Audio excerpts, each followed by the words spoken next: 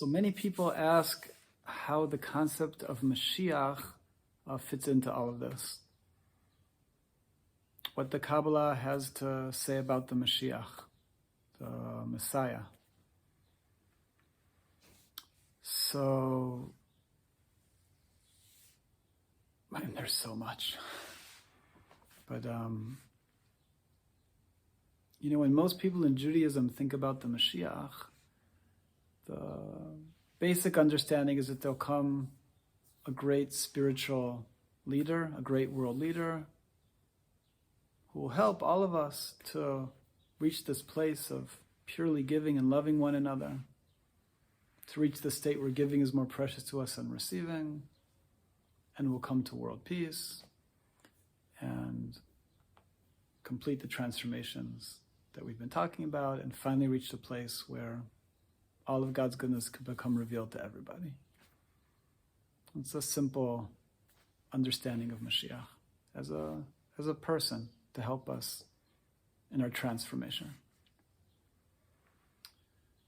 So when the Kabbalah discusses Mashiach, it doesn't say that that's not the case, but the Kabbalah mostly talks about Mashiach as a process of inner transformation that every single one of us is going through.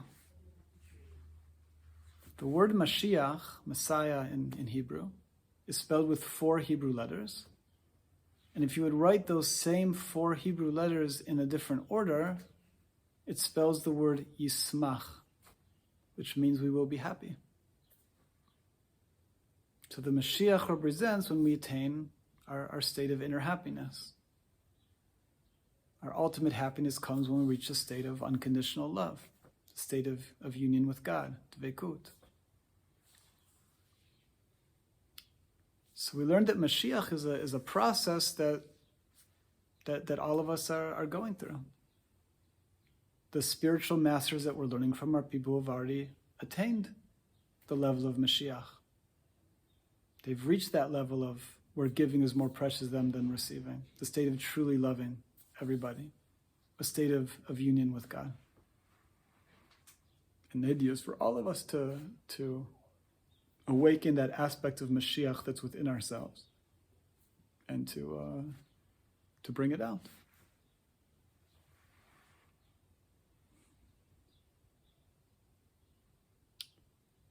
On a very just simple level, we could say that Mashiach is the most important person in the world.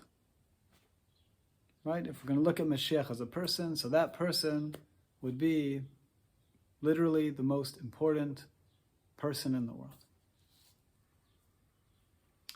Now, if we would imagine that right now, the most important person in the world, whoever we could imagine is the most important person in the world, would walk into the room and ask us if we could do them a favor and to take this heavy suitcase across town. So we'd be happy to do that. We'd just be so happy that this person who's so great just came into our presence, asked us to do something. Wonderful. We'd be happy to take that suitcase. Be a pleasure, great pleasure, joyful pleasure, even if the suitcase is heavy. And after we took the suitcase, if that most important person asked us or offered us to pay us $100 for taking the suitcase, we wouldn't even touch the money.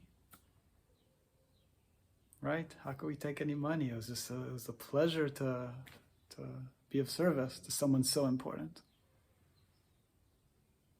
Right? We can all try to imagine someone that would be so important, somebody that would actually come and ask us for help, and it would just be the greatest pleasure for us.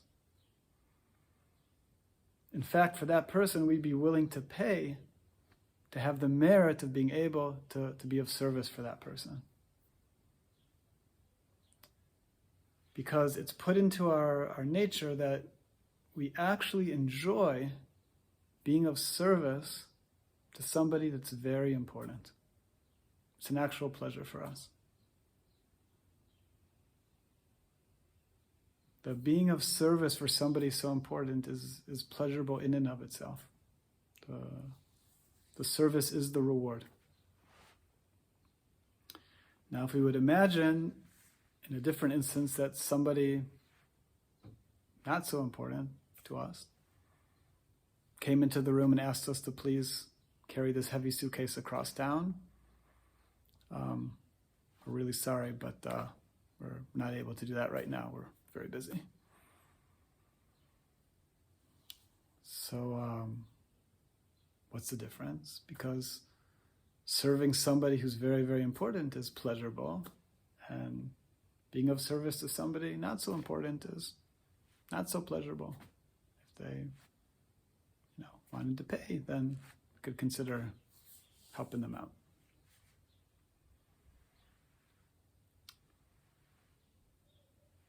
So we learned that when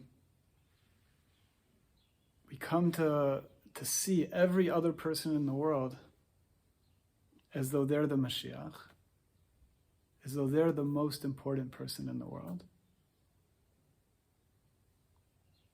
when we can see everybody else in the world as we're looking at their divine souls, we're seeing their true reality, how exalted and eternal and magnificent they are. That every single person is a reflection of God.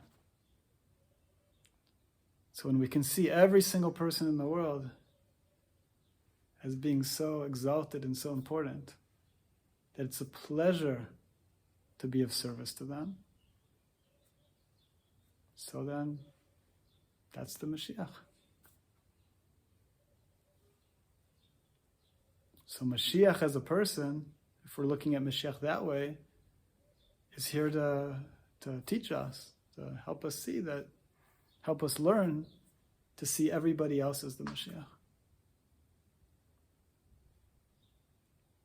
To help us come to a place of truly enjoying being of service to everybody around us.